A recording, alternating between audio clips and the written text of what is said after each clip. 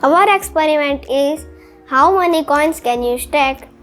We need playing card, coins and a full glass of water.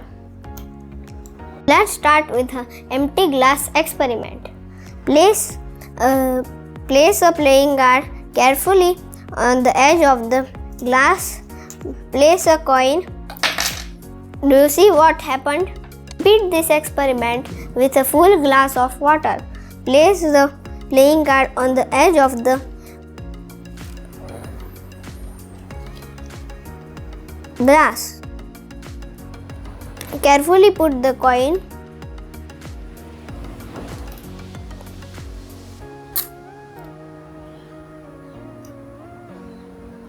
How many coins can you stack?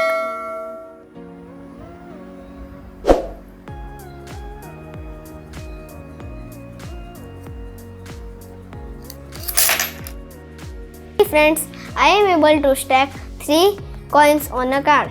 The playing card did not fall when the cup had water. Science behind this. So because of surface tension, water holds the playing card very strongly. Even when coins are added, the playing card does not fall.